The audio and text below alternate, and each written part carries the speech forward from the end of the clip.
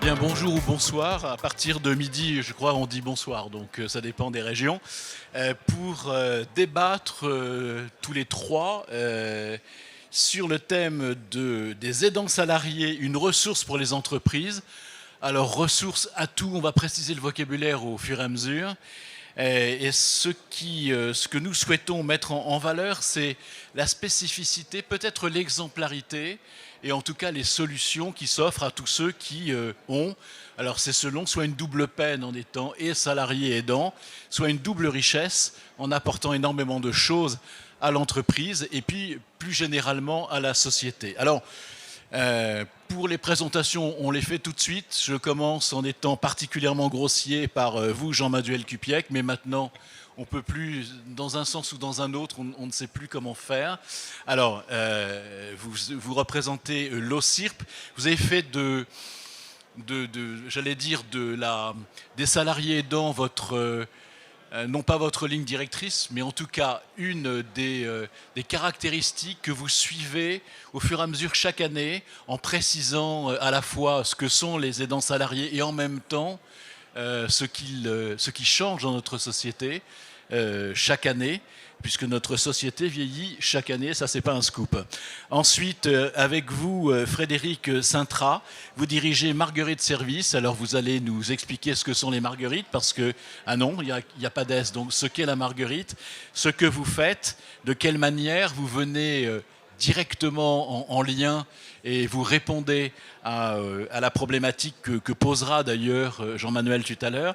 Et puis Marguerite, c'est pas une blague, hein, donc, mais cette fois-ci c'est votre prénom, noble cour, de Ma boussole aidant, pour nous rappeler quand même où est le nord, où est le sud dans la matière, et comment se repérer dans toute cette diversité d'aides et de possibilités de trouver des solutions. Et grâce à vous et grâce à votre outil, on y arrive comme il le faut. Alors peut-être la première question pour vous, Jean-Manuel, c'est quand on dit une ressource pour l'entreprise, qu'est-ce que ça veut dire? Les salariés aidants, en quoi ils sont particuliers par rapport, bien sûr, aux salariés et aux aidants? Enfin, c'est pas seulement j'allais dire la conjonction de deux mots, c'est aussi une réalité particulière dans l'entreprise. Merci Patrick et bonjour à vous tous. Est-ce que c'est une ressource pour l'entreprise? Je dirais il faut mettre un point d'interrogation. La vision positive, c'est de dire c'est une ressource pour l'entreprise. Pourquoi? On est dans l'entreprise, on a un lien, on est salarié aidant et on se dit peut-être que ma capacité, mon savoir-faire va être une ressource pour l'entreprise. Alors les entreprises disent pourquoi pas et ça peut fonctionner. Et donc cette notion de ressource, c'est de dire le salarié aidant, il a plusieurs vies, en tout cas il en a deux, une vie professionnelle et une vie d'aidant. Et les ressources qu'il met en avant, c'est sa compétence à dire mais moi je suis capable de tout gérer.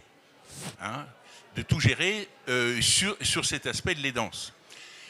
Ce qu'il faut savoir, c'est quelques chiffres à retenir aujourd'hui pour un peu caler le débat. C'est je suis aidant, la moyenne de l'aidant, c'est 42 ans autour. Je rentre dans l'aidance à 33 ans. Quand je suis aidant, je passe 10 heures par semaine à être aidant. Et quand je suis aidant sur le long terme, ça fait 9 ans. Donc, ces 4 chiffres sont fondamentaux pour à peu près situer le débat. Quand on dit le salarié a une compétence, c'est de dire il va peut-être permettre à l'entreprise et aux autres salariés qui sont aidants et non aidants de pouvoir leur transmettre un certain nombre de savoir-faire. Vous voyez ?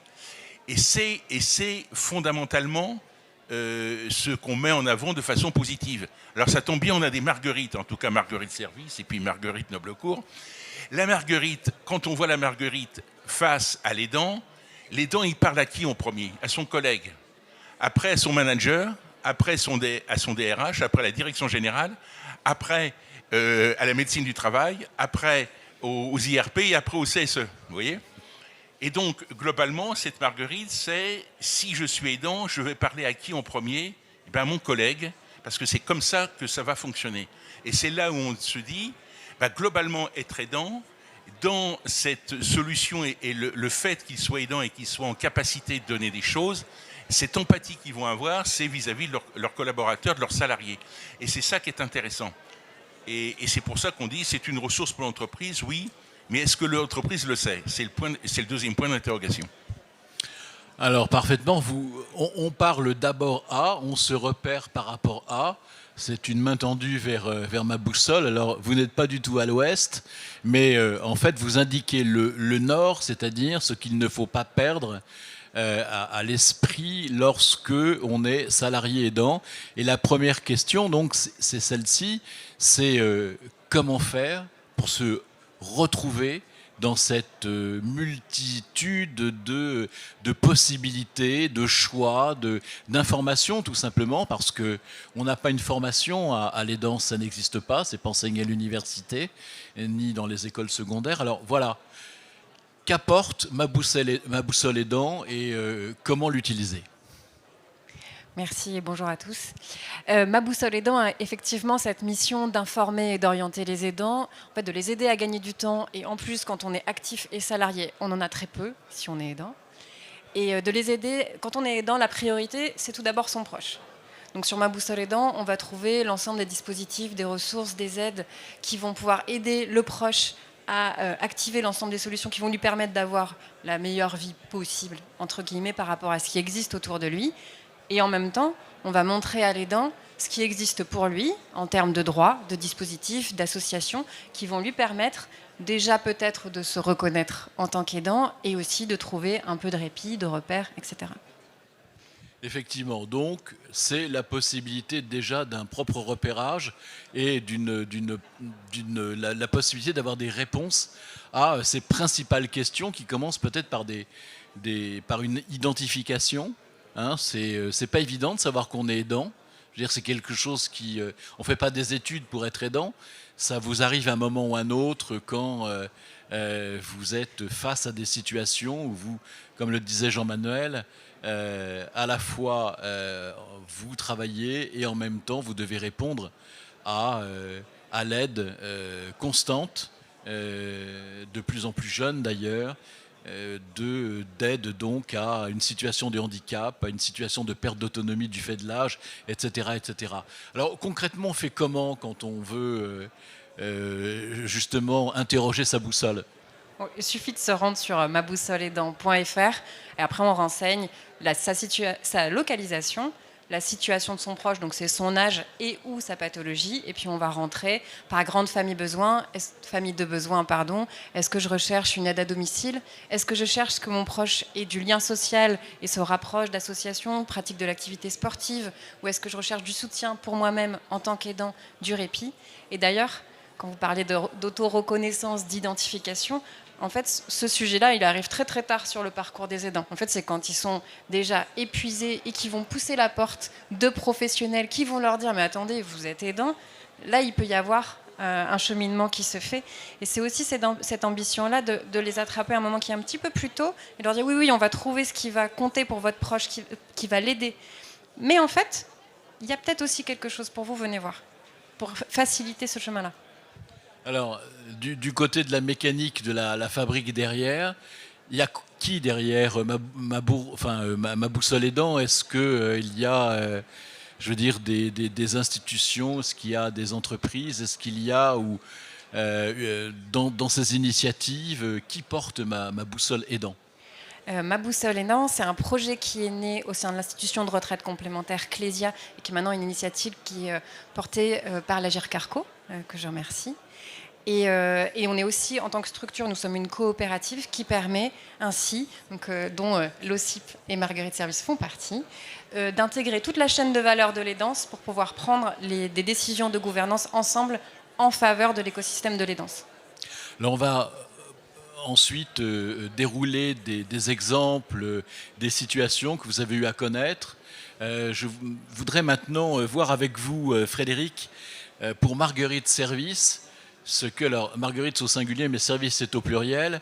Vous mettez les mains dans le cambouis, si j'ose dire, c'est-à-dire que vous apportez clé en main des solutions pour les entreprises et pour les salariés, parce que quand on commence à s'intéresser à ce problème, on s'aperçoit évidemment que rien n'a été fait, pensé pour cela, même si le vieillissement de la population est quand même une donnée que l'on connaît depuis longtemps, on en a pris assez tardivement pris en compte, c'est pris en compte tardivement, et donc vous dites, bah voilà, une question, une solution.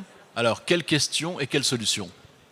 Oui, bonjour. Alors merci. Nous sommes des faiseurs également, aux côtés des personnes. À savoir que nous les renseignons, certes, mais nous faisons à leur côté.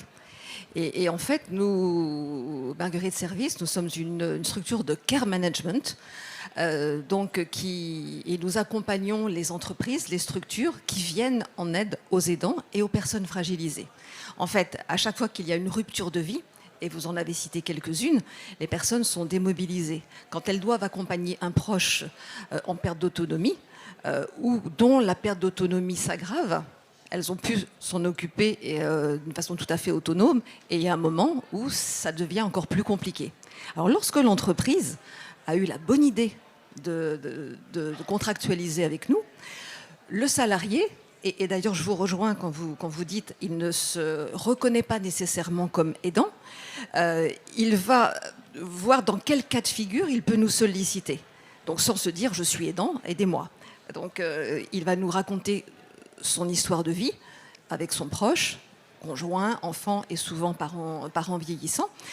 Et à partir de là, nous lui garantissons un anonymat vis-à-vis de son entreprise, parce que bien souvent, même si on l'a assuré, il veut le conforter. Quand Jean-Manuel, tu dis, voilà, il va en parler à son environnement proche, parfois oui, parfois non. Parfois, il ne veut pas que ça se sache. Mais parfois, il va voir le service santé au travail qui lui-même va recourir à nos services ou va l'inciter à nous contacter. Et là, nous, en fait, nous allons d'abord l'écouter, diagnostiquer, voire contacter une fratrie, le cas échéant, pour faire un point global de la situation. La personne aidée, nous allons procéder à un diagnostic, à des préconisations, et nous allons identifier également la solvabilisation des éventuels services que nous aurons justement identifiés pour venir en aide à cette personne, et un projet de vie qui va aller au-delà des services de proximité, mais également sur la vie sociale, sur la santé, sur le bien-être. Et en fait, pour la petite histoire, la Marguerite, c'est aussi ça. Ce sont tous les pétales de service, puisque j'entendais ce matin d'ailleurs qu'on parlait d'une étude à 360 degrés pour accompagner les entreprises. Ben nous, c'est ça. On fait un diagnostic à 360 degrés pour préconiser différentes solutions, un projet de vie. Et ensuite, avec l'aidant, nous décidons de le mettre en œuvre, partiellement, totalement, en fonction de ce qu'il souhaite. Parce que parfois, il veut s'engager, il veut le faire, il s'est renseigné, il a vu ma boussole aidant, par exemple. Il s'est dit, ça, je vais le faire. Par contre, contacter les conseils départementaux pour mettre en place les dossiers à part, moi, je travaille, je peux pas, j'ai pas le temps. Là, nous allons le faire pour son compte. Quand il faut solliciter des services de proximité, par exemple, livraison de repas, auxiliaire de vie, nous allons chercher des devis pour son compte. Et puis nous allons lui proposer, il va nous dire, voilà, je prends celui-ci, et là nous allons contacter de telle sorte à organiser et coordonner. Alors bien sûr, notre coordination, elle ne va pas jusqu'à chaque jour dire de telle heure à telle heure il y a un tel, de telle heure à telle heure il y a un tel, mais c'est de proposer le dispositif complet qui va l'épauler. Être dans les démarches, montage de dossiers, ça c'est quelque chose de très important, parce qu'il y a beaucoup de personnes qui sont allergiques à tout le côté administratif, identification des besoins, mise en œuvre et puis suivi. Alors, vous disiez à 360 degrés, comme une boussole d'ailleurs. Et donc, à 360 degrés, qu'est-ce qu'on peut poser comme question à ma boussole aidant? Enfin, qu'est-ce qu'on peut trouver? Parce que c'est tellement vaste. J'ai bien compris le lien qu'il pouvait y avoir, je le prends dans l'autre sens, c'est-à-dire entre d'abord le problème et puis ensuite les solutions apportées en particulier par Marguerite Service. Mais qu'est-ce qu'on peut demander? Qu'est-ce qu'on peut chercher véritablement? Sur ma boussole aidant? Oui. Souvent, en fait, les gens vont venir sur ma boussole aidant pour un besoin très hard, j'ai envie de dire, pour leurs proches. C'est-à-dire, je cherche une aide à un domicile, je veux me renseigner sur les établissements, les lieux de vie. Et en fait, en naviguant dans ma boussole, justement, cette vocation de à 360 degrés, en fait, on va se rendre compte qu'il existe aussi des choses sur la mobilité. Comment je me déplace? Comment, en fait, je peux aller chez le coiffeur? Il existe aussi des choses sur le lien social, des gens qui viennent à domicile pour avoir des moments de discussion, qui peuvent aider la personne à se balader, proposer des activités culturelles, qui peuvent aussi proposer aux aidants de se former. Et en fait, c'est vraiment cette idée-là, c'est que je viens avec un sujet, c'est ma problématique urgente, parce que mon proche a tout d'un coup une perte d'autonomie qui s'aggrave, un signe de santé qui fait que j'ai un besoin spécifique pour mon proche. Et en fait, j'ai d'autres besoins et je les cerne pas. Et c'est ça l'ambition, c'est de pouvoir les montrer. Alors, vous parliez d'ailleurs de formation, c'est intéressant parce que ça existe, Jean-Manuel, les formations pour aidants, parce que comme on ne l'apprend nulle part, sauf à l'apprendre, j'allais dire, en même temps que le problème survient, est-ce qu'il n'y a pas un peu d'avance à prendre, ou en tout cas une préparation sur mesure? Alors, il n'y a pas véritablement de formation. Aujourd'hui, les besoins des aidants en entreprise, d'un salarié aidant, c'est je veux une flexibilité de mes horaires. Alors, au sens large de la flexibilité, y compris le télétravail. La deuxième chose, je souhaite un soutien financier. Alors, sans dire véritablement comment il va se construire.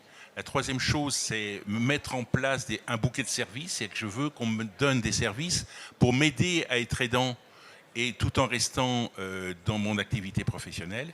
Et le quatrième point, c'est moi, je veux de l'information. C'est même des aidants qui disent on n'est pas suffisamment informé. Alors, informer et former. C'est-à-dire qu'aujourd'hui, le vrai sujet, c'est que ce sujet-là est tellement tabou.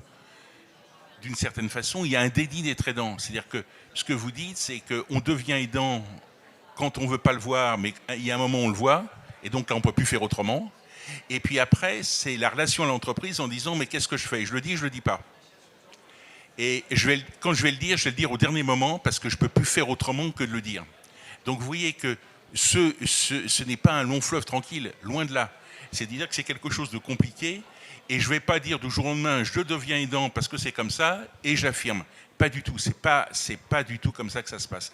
Donc on a un déni d'être aidant qui est toujours présent chez les salariés. En gros, on dit qu'il y en a 22% aujourd'hui, qu'en 2030, on en aura 25%, vous voyez, 1 sur 4. Et que globalement, cette thématique, elle apparaît au fil du temps. C'est-à-dire que c'est les ruptures qui vont faire que je ne peux plus faire autrement d'être aidant. Et le côté de l'entreprise qui dit c'est un sujet compliqué parce que c'est la vie privée par rapport à une vie professionnelle, l'entreprise, elle dit, mais ça, c'est un sujet tabou pour moi. Donc, ce que je dis en général, c'est déni multiplié par tabou, ce qui fait que, de toute façon, on est en dessous des seuils sur cette vraie thématique. L'objectif demain, quand on sait qu'on a 5 millions d'aidants dans la société française, c'est de dire, eh bien, ce sujet-là, il faut qu'il soit porté objectivement par de la protection sociale, par des vraies clauses dans les conventions collectives, dans les entreprises, avec un paquet de services associés. Et c'est sur ça qu'on tend, nous, aujourd'hui, et c'est qu'on est très content d'être à la Silver Eco, parce qu'on fait passer des messages. Vous voyez, c'est ça qu'il faut faire. Et donc, objectivement, on est dans un débat, aujourd'hui, on est au milieu du guet, c'est qu'on a fait toute une partie du sujet, on ne l'a pas complètement, je dirais, intégré. Et pourquoi on ne l'a pas intégré, c'est que ça s'appelle la transition démographique. Vous savez, c'est moins de naissances, c'est un allongement de l'espérance de vie. C'est ça la transition démographique. Et moi je dis on n'est plus en transition démographique, on est dans un choc démographique. C'est-à-dire que ce sujet-là, il est inéluctable, il est devant nous, il va falloir en prendre conscience. Sauf que vieillir, ça fait peur. Et c'est le problème du vieillissement. Et ce n'est pas par hasard que la loi de 2015 s'appelle « Adaptation de la société au vieillissement ». Ça fait peur de vieillir, et ça fait peur pour tout le monde, y compris pour ceux qui sont en bonne santé. Et donc ce sujet-là, c'est une mutation de notre société française. C'est le choc des dents, en fait. Hein. C'est le choc des dents, mais dents en un seul mot, hein, attention. Hein. Alors, Frédéric, comment vous êtes accueilli dans l'entreprise? Est-ce que les chefs d'entreprise, les ressources humaines, ou enfin les différentes instances de l'entreprise vous disent pas de quoi vous vous mêlez là? Vous êtes bien gentil, mais pourquoi? Alors, ce qui est intéressant, c'est qu'on a des réactions très diverses. Quand on a la chance d'avoir un interlocuteur ou une interlocutrice qui a vécu les danses ou qui s'est occupé d'un proche, il ou elle comprend la lourdeur et le fait de se dire que c'est extrêmement chronophage, c'est stressant. Alors même si effectivement on développe des qualités de chef de projet, c'est quand même un investissement, c'est lourd, et si on peut être épaulé, les gens tangibilisent. Moi, je suis dans un service qui doit être expliqué, et c'est quand on l'a utilisé, c'est un peu comme l'assurance, c'est quand on a eu le sinistre qu'on se rend compte si c'est bien ou pas. Pour ce service-là, c'est quand on a été confronté à la situation qu'on voit qu'au-delà des mots, un vrai accompagnement est tout à fait efficace. Alors donc, voilà, il y a ces réactions. Il y a parfois d'autres qui disent « on n'a jamais eu de demande ». Et puis on a parfois, quand on a des grosses entreprises, des services de santé au travail qui nous disent nous, on veut mettre en place, mais pour les cas très complexes, parce qu'on voit que la situation de stress est optimale. Et là, il faut intervenir à la fois sur le plan de l'accompagnement au niveau de la santé du salarié aidant, mais pour lui-même, et de l'épauler également pour le décharger au niveau de ce qui est charge mentale sur toute cette activité, et donc recourir à des services de care management. Donc en fait, voilà, c'est très différent en fonction des situations. Alors si je me permets aussi de rebondir sur ce que disait Jean-Manuel sur le côté de l'engagement de l'entreprise et des talents. On sait bien qu'il y a une pénurie de talents dans la plupart des entreprises, que même si on parle d'un âge moyen de 42, 43 ans, on a quand même beaucoup d'aidants qui ont, alors on va dire, qui vont être de ma génération, c'est-à-dire 50 ans et plus, et que on a beaucoup dans les entreprises des personnes qui ont plus de 50 ans, et les entreprises se sont emparées de la parentalité et de l'accompagnement, et un petit peu moins de l'aidance, et notamment de ses parents vieillissants. Et donc pour préserver les talents, pour conserver, pour continuer à les motiver, ce sont des services qui sont tout à fait opportuns, et qui font partie des chartes d'ailleurs que signent les entreprises qui s'engagent sur l'emploi des plus de 50 ans. La problématique de l'aidance en fait partie. Et sur un autre sujet qui m'est cher, c'est-à-dire l'égalité homme-femme, on a aussi une grosse partie d'aidants qui sont des aidantes.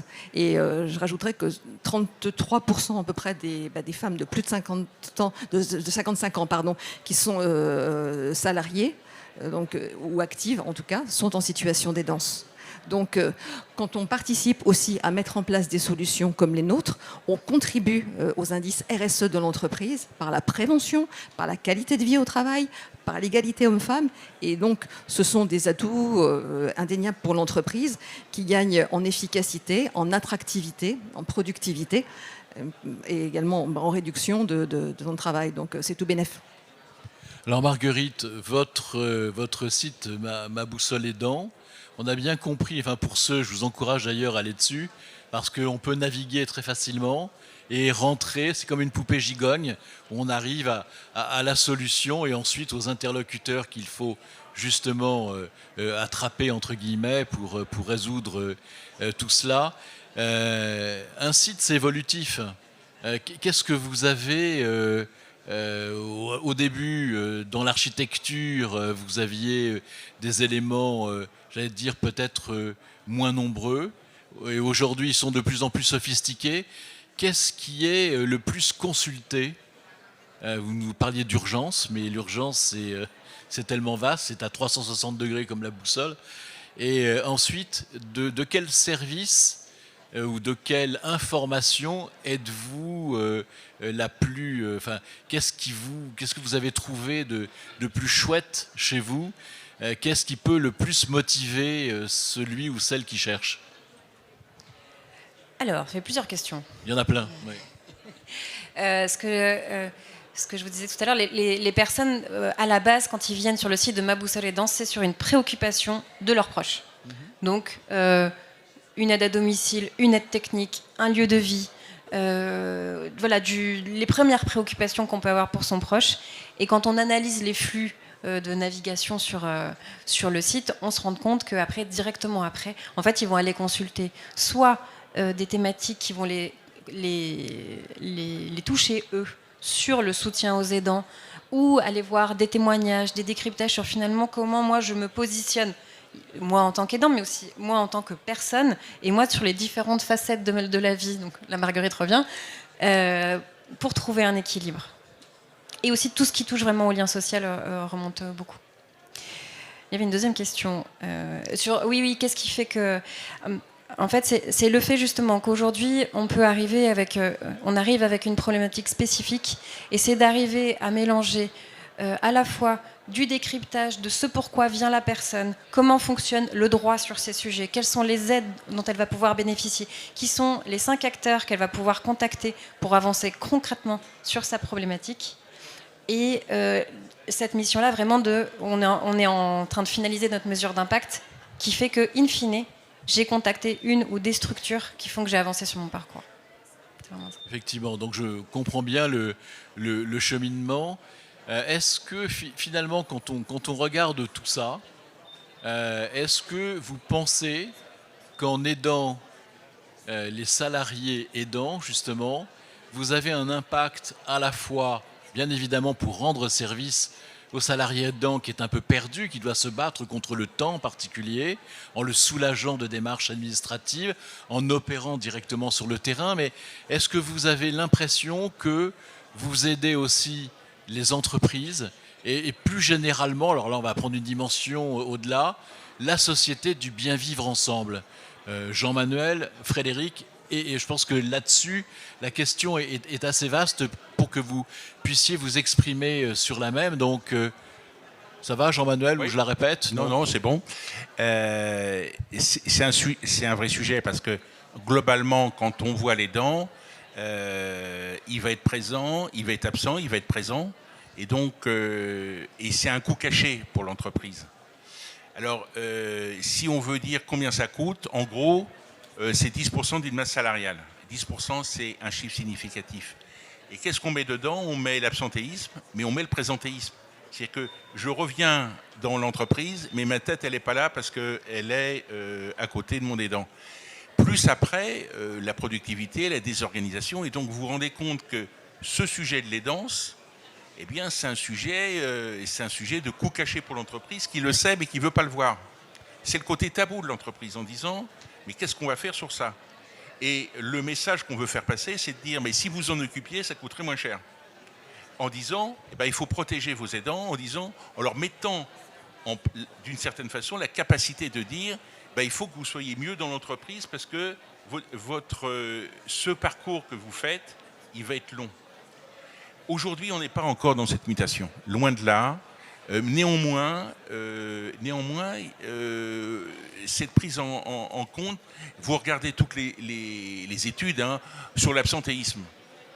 Vous en avez plein, tout le monde en sort. On donne des chiffres, on ne dit pas la cause de l'absentéisme. Et vous savez qu'on ne peut pas le dire, parce que vous êtes absent, mais on ne donne pas la cause. Globalement, on dit il y en a trop. Oui, mais c'est quel type d'absentéisme? Vous voyez?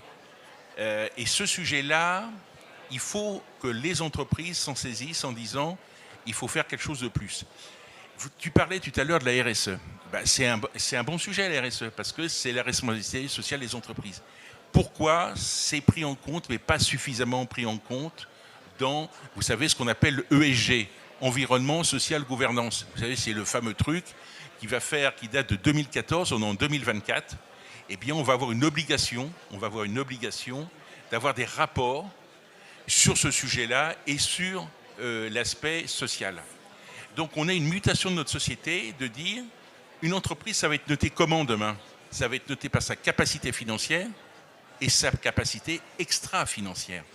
Et donc, c'est peut-être ce sujet-là qui va faire évoluer les entreprises indépendamment d'une protection sociale classique et des services que vous mettez. Donc, on a en gros 2 canaux qui vont permettre peut-être globalement à faire évoluer notre mentalité et la situation des aidants dans l'entreprise et dans la société.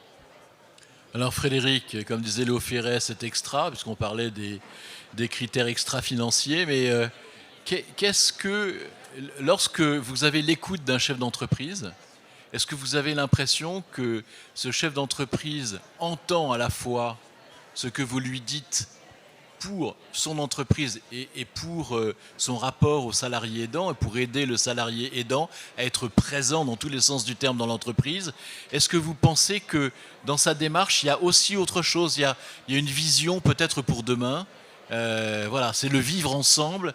Comment vous qui êtes, j'allais dire, aux manettes, vous ressentez concrètement, puisque vous rencontrez les chefs d'entreprise directement et les salariés aidants aussi, votre Alors moi, analyse? je rencontre plutôt, j'ai eu l'occasion de rencontrer des représentants de branches professionnelles et de petites entreprises qui se disaient ça serait bien de mettre en place justement ces sujets qui y œuvrent pour le bien-être en entreprise, mais aussi, il ne faut pas se leurrer, pour la réduction de l'absentéisme. Et l'absentéisme, il est dû au fait de prendre du temps parce qu'il faut aller à tel rendez-vous, mais c'est aussi parce que on a une charge mentale telle qu'on n'arrive pas à tout gérer et qu'on sombre en déprime, en dépression, et l'arrêt, il est lié à ça. Il n'est pas mesurable, palpable, mais c'est une multitude de petites choses qui font que la personne, elle n'arrive pas à faire face. Donc ça, c'est le premier point. On voit aussi que quand un salarié aidant doit prendre un petit peu de temps, alors il y a la solidarité qui va jouer à court terme, mais si ça devient trop fréquent, et moi je l'ai eu même au sein de mes propres collaborateurs chez Marguerite, quand ça devient trop fréquent, c'est un peu plus de travail pour les autres. Il dit bon, c'est bon. Donc la solidarité, elle a ses limites. Dès lors que c'est tournant et chacun dit je t'aide et ça sera toi à un autre moment. Mais voilà, il faut qu'il y ait des solutions parce que ça ne peut pas être pérenne et compter sur les autres et les autres collègues. Alors concernant les chefs d'entreprise, je vous dis, moi c'est pas tant les chefs d'entreprise, mais c'est souvent les directions des ressources humaines qui œuvrent sur les deux leviers. Qualité de vie au travail, être bien dans l'entreprise, et puis réduction de l'absentéisme. Et en fait, finalement, ce sont deux sujets qui se rejoignent, et la finalité est la même, c'est s'intéresser aux personnes dans leur vie privée, parce qu'on ne laisse pas la vie privée à côté, et on sait que quand on s'occupe d'un proche qui est fragilisé, au-delà de l'organisation, il y a aussi ces pensées récurrentes. Donc, si on peut alléger, c'est parfait. Si on peut simplifier la logistique, c'est parfait, la personne se sent mieux, on s'intéresse à son être dans sa globalité et non pas uniquement à l'outil de travail qu'elle représente. Donc en fait, voilà, en général, ce sont des entreprises qui ont un petit peu de moyens, qui ne font pas que ça quand elles mettent en place ces solutions d'aidance. En fait, c'est pas les services aux salariés aidants qui vont être les premiers leviers de critères de bien-être. Mais voilà, souvent il y a eu différentes choses. Il y a eu de la prévention, il y a eu différentes choses. J'ai même vu une entreprise qui avait ces mois, le mois de la prévention, le mois de l'aidance, le mois voilà, et donc qui mettait en place et qui communiquait régulièrement auprès des salariés sur telle ou telle thématique. Alors Marguerite, est-ce que c'est vrai que ça existe la phobie administrative, c'est-à-dire que quand on rajoute des démarches à des démarches, et on sait qu'on a parlé beaucoup ce matin et hier de l'intelligence artificielle, de ce que ça nous permettrait de faire, mais pour l'instant, c'est à nous d'aider l'intelligence artificielle, et on est dans un moment où on accumule en fait, j'allais dire presque les défauts de chaque réorganisation. Ça coûte toujours très cher en investissement humain que de vouloir simplifier. On commence par examiner toute la complexité. Alors, vous faites œuvre de pédagogie. Est-ce que vous avez le sentiment que vous apportez et de la simplification et que cette simplification peut encore être, j'allais dire, encore plus vertueuse, que vous pouvez aller encore plus loin? Et quelles sont les pistes éventuellement que vous envisagez sans trahir de secret de fabrication? Si je disais non, là, ce serait problématique. Mais, ça serait très ennuyeux. mais bon. on peut pas simplifier le système qui est tel qu'il est. Ça, on ne peut pas aller plus loin que la réalité et la complexité du système. Par contre, on peut essayer d'expliquer par quelle étape, comment le parcours doit se décliner pour que ça fonctionne. Parce que si vous êtes allé voir tel interlocuteur avant tel interlocuteur, ça peut vous bloquer vos plans d'aide. Donc ça, on essaye de l'expliquer au mieux. Et aussi, dans le monde de l'entreprise qui ne connaît pas le cadre légal des aidants salariés, en fait, d'essayer d'être le plus didactique possible, parce qu'aujourd'hui, les entreprises, elles ne savent pas par quel bout le prendre. Donc, commencer à rappeler simplement comment il fonctionne et qu'est-ce qu'on peut actionner déjà sur ce qui existe et comment on peut apporter des services autour, et là, notamment avec Ma Boussole Aidant. Mais pour refaire le lien avec votre question, oui, on regarde ce que les systèmes plus intelligents peuvent nous apporter pour pouvoir le proposer demain, tout en restant éthique et neutre. Alors, Jean-Manuel, premier conseil.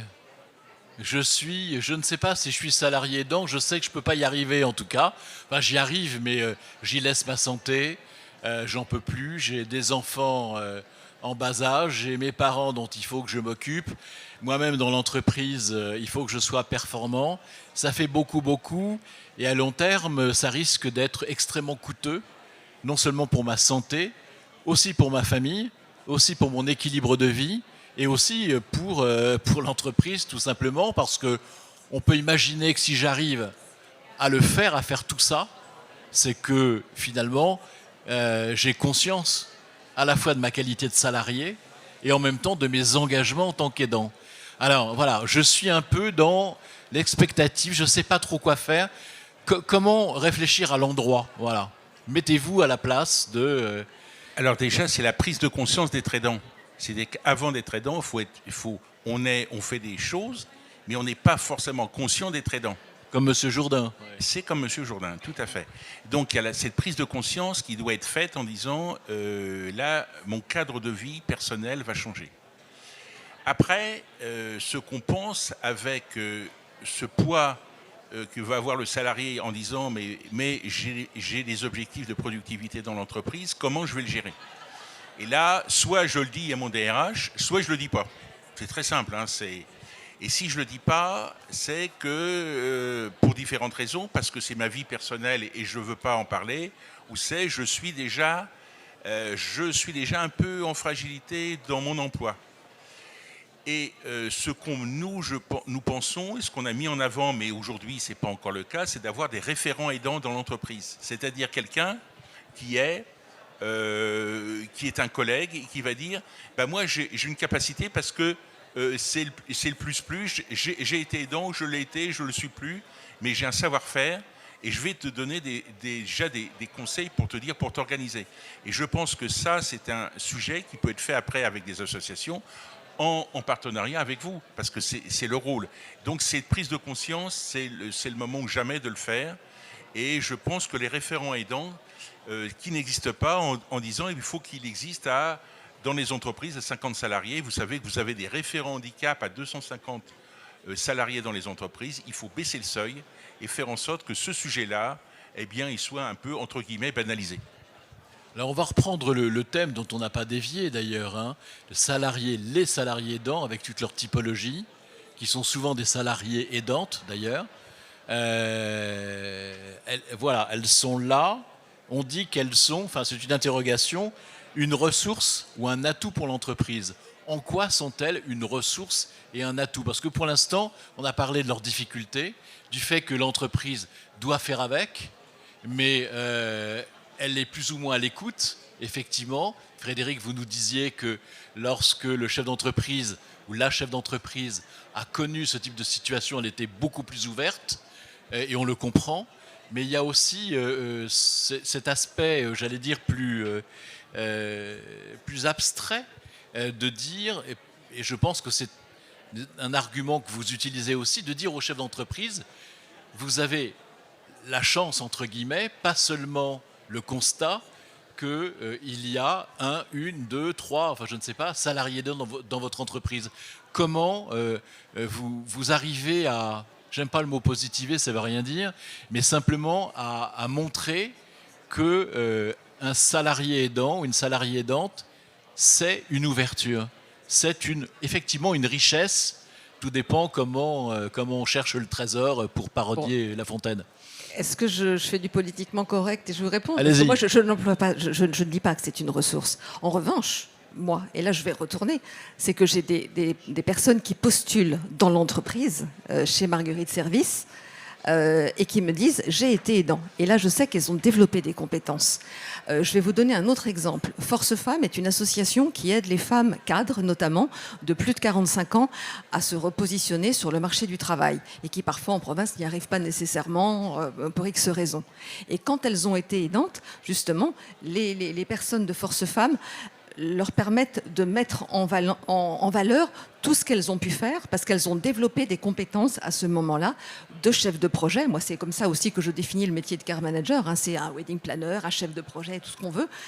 Mais donc, du coup, elles l'ont fait. elles l'ont fait de façon personnelle, mais elles ont développé des compétences. Alors on peut dire, pour reprendre votre exemple, que l'entreprise permet à des personnes de révéler des compétences au même titre qu'une personne qui a pris une direction dans une association a pu le faire.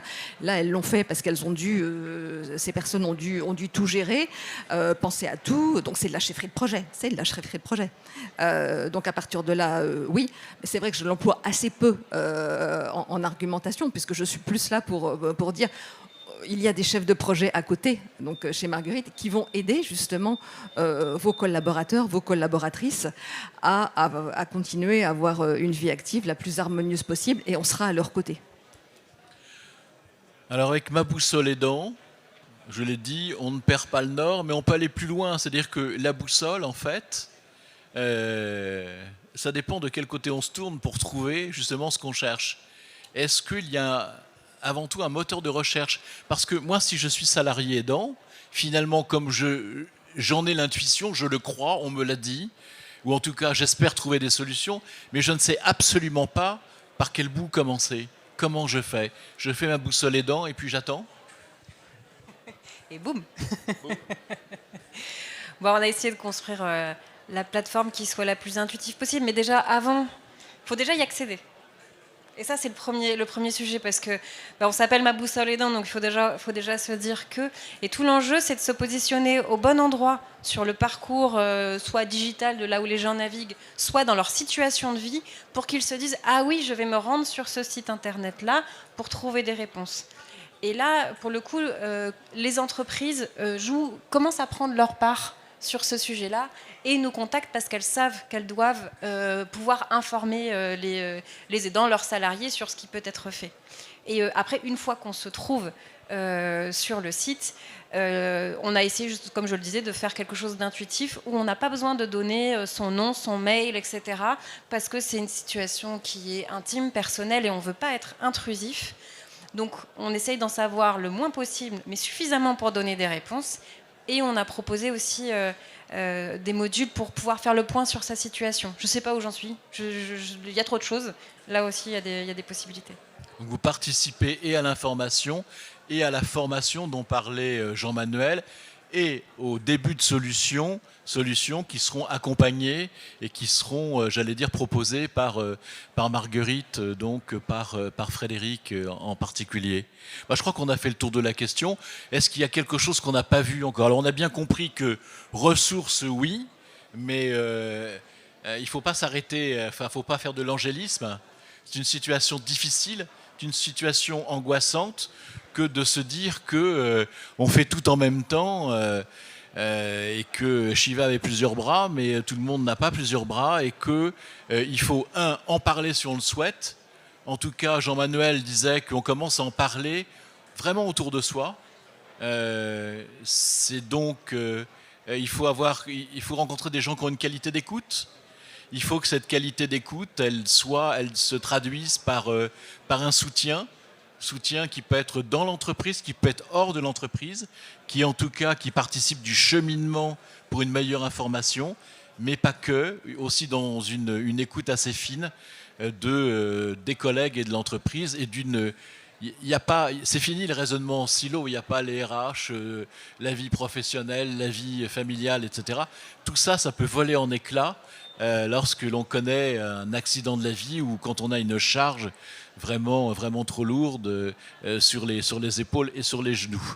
Donc, il faut consulter Ma boussole aidant, il faut consulter Marguerite, il faut regarder ce que fait l'OCIRP dans ses recherches et ses applications sur les fragilités, les salariés aidants en étant une situation justement à connaître. Et puis, Jean-Manuel, le 3 octobre, qu'est-ce qu'il y a? C'est l'anniversaire de qui? Alors, le 3 octobre, le 6 octobre, c'est la journée nationale des aidants. Ouais. Et donc, on le fait le 3 octobre à la Maison de la Radio, parce que le 6 octobre, c'est un dimanche, donc on va le faire le 3, un jeudi. Et on vous invite à participer à notre 4e observatoire sur les salariés aidants. Et cette année, on s'est occupé aussi des jeunes, c'est-à-dire les jeunes aidants, qui est un vrai sujet, et aussi des fonctionnaires, parce que les fonctionnaires sont aussi des aidants, et donc de dire, eh bien, dans la population française, eh bien, il faut avoir une vision la plus large possible. Alors là, on est plus sûr sur ceux qui sont dans le monde du travail, ce qui veut dire qu'ils sont visibles et invisibles, parce qu'ils sont visibles quand on les voit, mais invisibles quand ils ne veulent pas être vus. Et puis, les véritables invisibles, c'est ceux qui sont retraités, c'est les autres. Et c'est aussi un vrai sujet, parce que être salarié aidant, eh bien, être salarié, être aidant plutôt, ben c'est des positions difficiles, et c'est pour ça qu'il n'y a pas une solution, mais des solutions. Alors après l'homme invisible que tout le monde a vu ou lu, la femme invisible, puisque c'est souvent le cas des aidantes salariés. Et rendez-vous donc le 3, le 6 Le 3. Le 3. À la Maison de la Radio. Eh bien voilà, merci, on peut les applaudir.